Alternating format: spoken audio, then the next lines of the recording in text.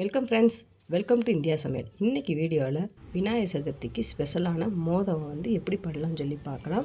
நம்ம சேனலில் போடுற வீடியோ உங்களுக்கு பிடிச்சிருந்துச்சுன்னா சப்ஸ்கிரைப் பண்ணி வச்சுக்கோங்க. அப்போ தான் நான் போடுற ஒவ்வொரு நோட்டிஃபிகேஷனில் வரும். இப்போ ஒரு மிக்சிங் பவுலில் 1 கப் அளவுக்கு பச்சரிசி சேர்த்துக்கலாம். இப்போ கொஞ்சமாக தண்ணி ஆட் பண்ணிவிட்டு 2-3 டைம் நல்லா வாஷ் பண்ணி 10 நிமிஷம் நல்லா ஊற வச்சுக்கோங்க. இப்போ நல்லா ஊறட்டும். இப்போ பார்த்தீங்கன்னா நல்லா ஊறி இருக்குது. இப்போ தண்ணியெல்லாம் நல்லா வடிச்சிட்டு நல்லா துணியை போட்டு நல்லா துடைச்சி எடுத்து வச்சுக்கிறலாம். இப்போ இந்தளவுக்கு நல்லா ட்ரையாக இருக்கணும். இப்போ ஒரு கடாயில் பச்சரிசியை சேர்த்துக்கிறலாம். இப்போ சேர்த்துட்டு ஸ்டவ்வை லோ ஃப்ளேம்லேயே வச்சுட்டு இந்த மாதிரி வறுத்துக்கிட்டே இருக்கணும். இப்போ இந்தளவுக்கு நல்லா வறுபட்டுருக்கு. இப்போ 1 கப் பச்சரிசி சேர்த்துக்கிட்டோம். அதே கப்பில் 1/2 கப் அளவுக்கு பாசிப்பருப்பு சேர்த்துக்கோங்க. பாசிப்பருப்பு நல்லா வாசனை வர அளவுக்கு நல்லா வறுத்துக்கிடலாம்.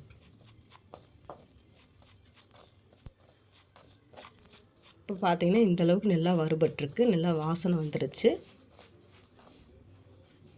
இப்போ எடுத்து இதை நல்லா தனியாக ஆற வச்சிடலாம்.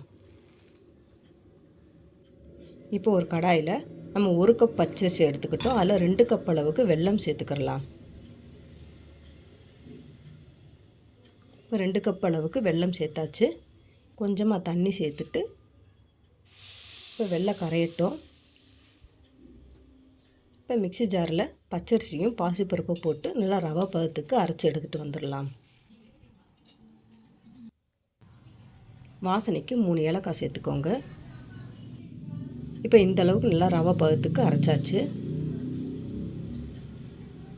இப்போ பார்த்தீங்கன்னா வெல்லம் வந்து நல்லா கரைஞ்சிருக்கு.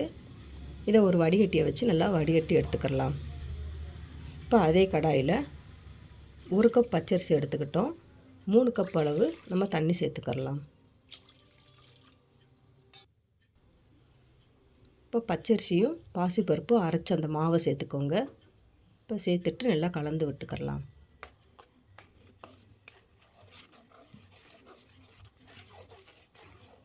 இப்போ கட்டி இல்லாமல் நல்லா கலந்து விட்டாச்சு. இப்போ ஸ்வீட் தன்மை எடுத்து கொடுக்குறதுக்கு கொஞ்சமாக உப்பு சேர்த்துக்கோங்க. இப்போ உப்பு சேர்த்துட்டு நல்லா கலந்து விட்டுக்கலாம்.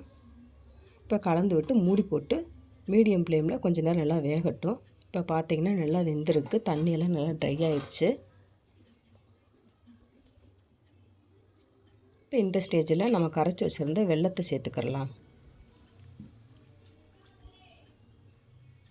இப்போ வெல்லம் சேர்த்துட்டு நல்லா கலந்து விட்டுக்கோங்க.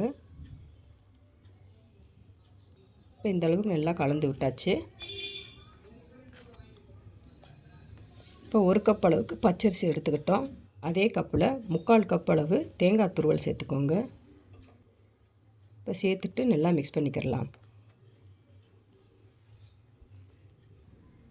2 டீஸ்பூன் அளவுக்கு நெய் சேர்த்துக்கோங்க. நல்லா வாசனையாக இருக்கும். கொழுக்கட்டை நல்லா சாஃப்டாகவும் இருக்கும். இப்போ சேர்த்துட்டு நல்லா கலந்து விட்டுக்கிறலாம். நல்லா கெட்டியான பதம் வரணும்.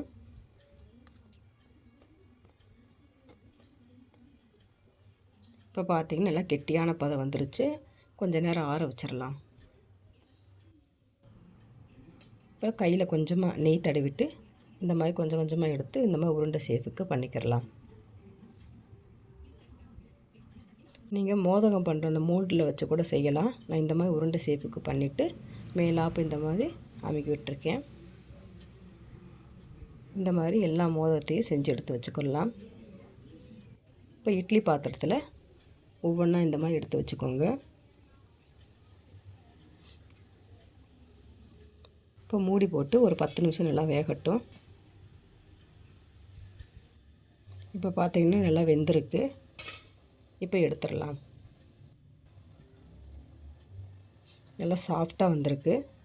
சூப்பரான விநாயகர் சதுர்த்திக்கு ஸ்பெஷலான மோதகம் வந்து ரெடி ஆகிடுச்சு. நீங்களும் இந்த மாதிரி ட்ரை பண்ணி பாருங்கள் ஃப்ரெண்ட்ஸ்.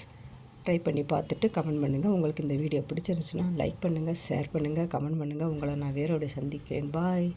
தேங்க்ஸ் ஃபார் வாட்சிங்.